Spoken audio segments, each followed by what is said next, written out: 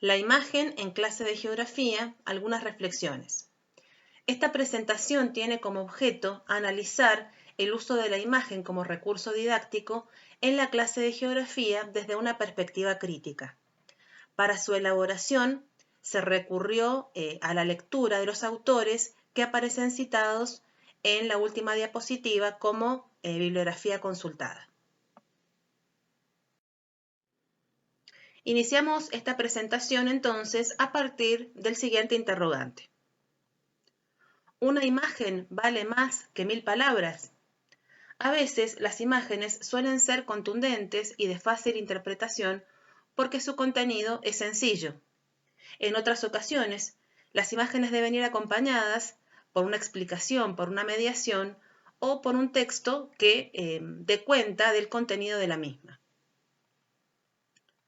En este sentido, Rebecca Anijovic nos trae la siguiente reflexión. A diferencia del texto verbal, las imágenes presentan la información de una manera holística, integral, globalizada, como un todo distinto y superior que la suma de las partes que la componen.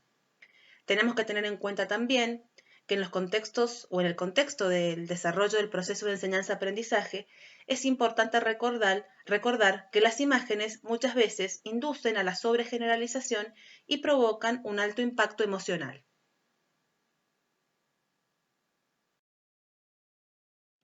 La imagen, entonces, decimos que es un recurso didáctico y por lo tanto constituye o representa un apoyo pedagógico a partir del cual se refuerza el acto del docente y se optimiza el proceso de enseñanza-aprendizaje, proporcionándole una herramienta intelectual al profesor.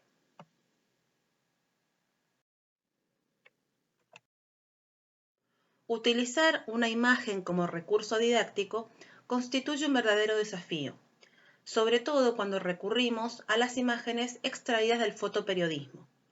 El fotoperiodismo o el término fotoperiodismo hace referencia a los medios impresos o digitales que recurren al uso de imágenes para ilustrar las diferentes noticias periodísticas. En este sentido, aparecen a continuación dos ejemplos que nos van a ayudar a comprender un poco cómo resulta muy importante manejar ciertos criterios a la hora de seleccionar imágenes para utilizarlas en nuestras clases. En la foto número 1, titulada Venezuela analizará conspiración de medios internacionales, la fuente de esta comparación es la cadena Telesur. Podemos ver entonces en esta primera composición la comparación entre dos publicaciones que utilizan la misma imagen para relatar una situación. La imagen verdadera aparentemente corresponde a una movilización en Cataluña y fue utilizada en una publicación sobre el estado de Táchira en Venezuela. Al comparar entonces estas dos portadas, con títulos distintos pero con el uso de la misma imagen, en el caso del espectador o la persona que analiza ambas portadas o ambas noticias, surge la confusión y la duda. ¿Cuál de estas dos imágenes es correcta y con cuál de los titulares se corresponde? Es por ello que este primer ejemplo nos lleva a la reflexión y a considerar cuál es la fuente o cuáles son los medios, si se trata de medios confiables, a los que recurrimos para la obtención de imágenes o de noticias periodísticas.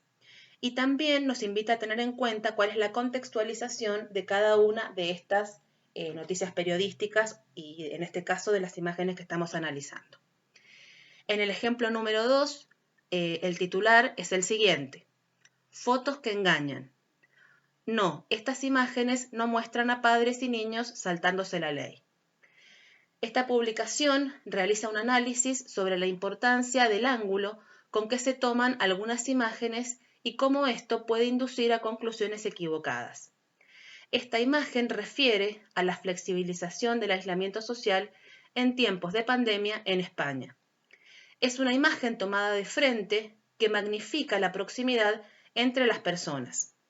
Si el ángulo fuese otro, por ejemplo, una toma aérea, seguiríamos observando la presencia de muchas personas, como se advierte en la imagen, pero con un mayor distanciamiento entre sí. Entonces, con estos dos ejemplos que acabamos de presentar, esperamos que ilustren o que den cuenta de lo importante de tener en cuenta la fuente, como decíamos al comienzo, la contextualización y el ángulo con el que muchas veces estas imágenes que utiliza el periodismo pueden estar orientadas de una manera engañosa y confundir mucho más a nuestros alumnos.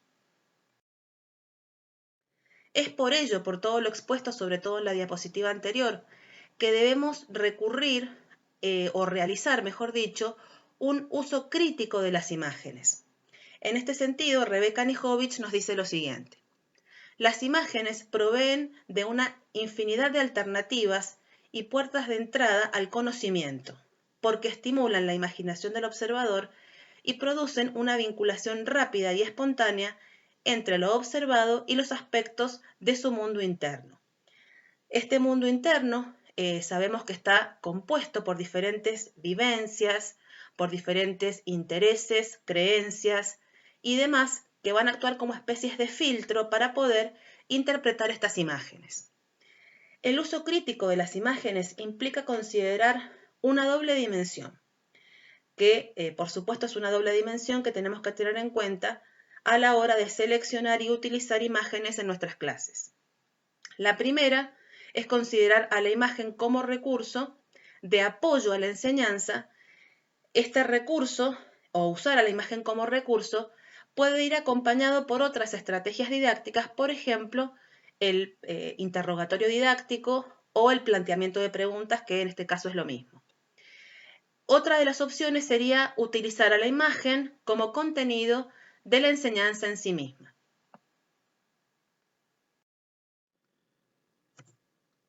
Uso de imágenes en nuestras estrategias de enseñanza. Como dijimos recién, el uso de las imágenes de manera crítica nos lleva a considerar dos dimensiones. La primera de estas dimensiones, el recurso de apoyo para la enseñanza de otros contenidos.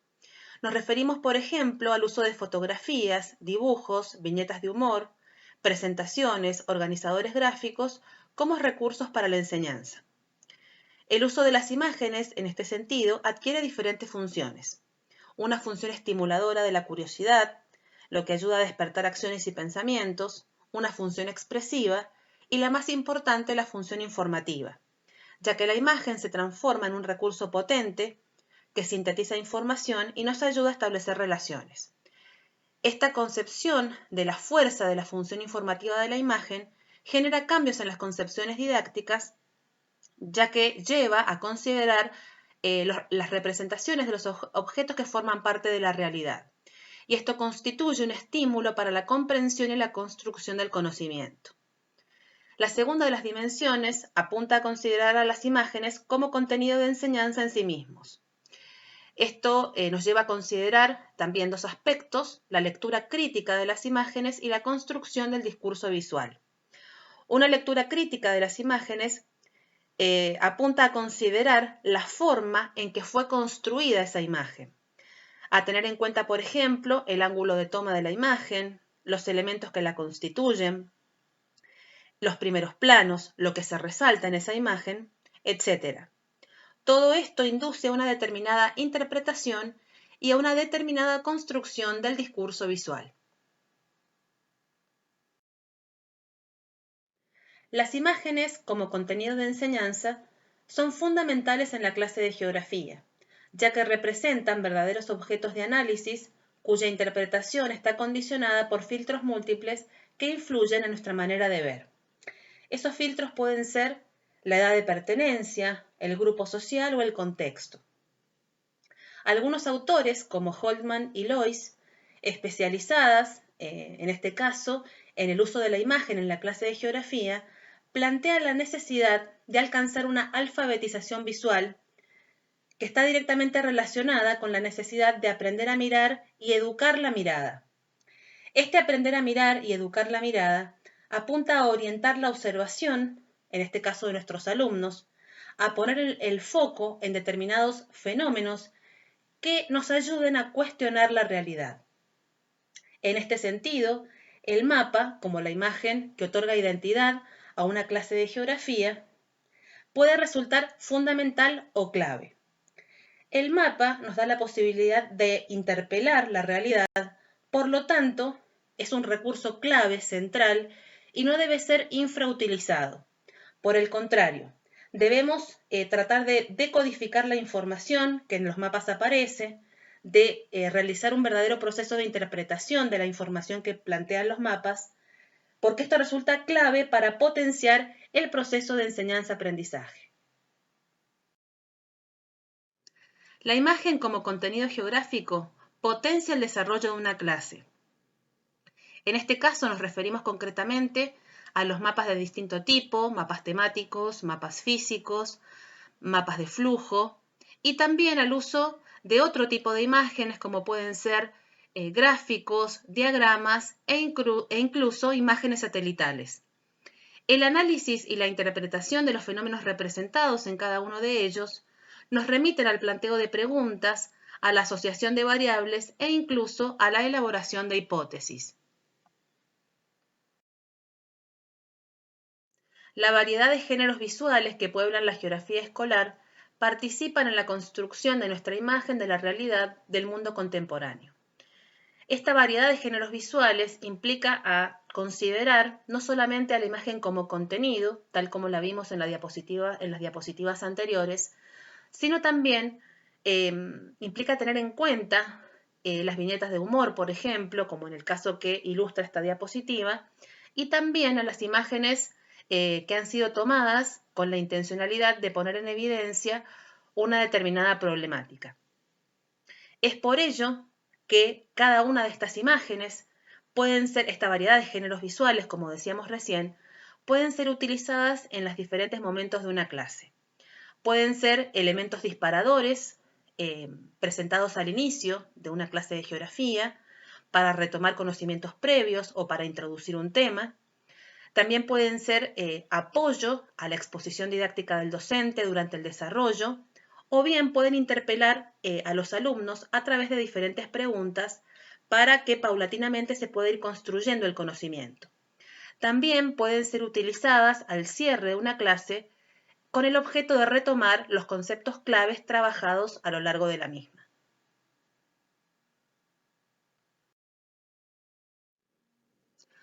Acá lo importante es hacerlas hablar, problematizarlas. Si somos capaces de entrenar a los estudiantes a comprenderlas, interpretarlas, criticarlas, habremos contribuido a problematizar la mirada ingenua que suele primar. Sin duda, este es nuestro objetivo, pero en muchos casos se dificulta cuando los estudiantes cuentan con herramientas limitadas para la interpretación. Por esto, es fundamental la mediación docente que permita vincular a las imágenes presentadas con fenómenos o problemáticas del mundo actual. La imagen 1, sin duda, resultaría de sencilla interpretación para cualquiera de nuestros estudiantes de nivel secundario. El rol del docente implicaría en este caso asociar lo observable a fenómenos geográficos concretos como la relación centro-periferia, el proceso de globalización, la pobreza o la dependencia. Esto quiere decir que no debemos quedarnos solamente con los elementos observables en la imagen, la relación entre los personajes, sino que debemos elevar la interpretación y vincularla con fenómenos geográficos concretos. La imagen número 2 es un poco más compleja. Sin conocimientos previos no es posible su correcta interpretación. ¿Qué observamos? Copas apiladas a modo de torre y un recipiente vacío que solamente alcanzó a llenar las copas localizadas en la parte superior.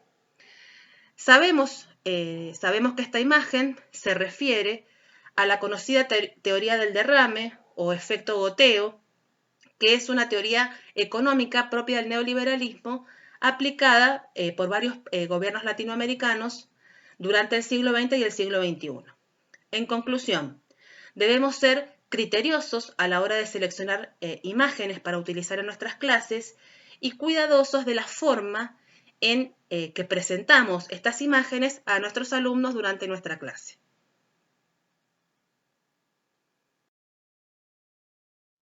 Para cerrar esta presentación, la siguiente frase. Tenemos que saber que en la clase de geografía, las imágenes son un poderoso instrumento para romper con lo natural y el sentido común.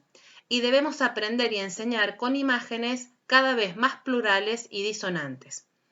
Creo que lo expresado en esta cita ha quedado claro a lo largo de esta presentación y además tenemos que considerar que tenemos que enseñar a mirar a nuestros estudiantes lo que muestran y lo que excluyen las imágenes, por qué y de qué modo lo hacen, porque en definitiva lo que nos guía, lo que orienta nuestro desarrollo como docentes dentro de la clase es fomentar o favorecer el desarrollo del juicio crítico.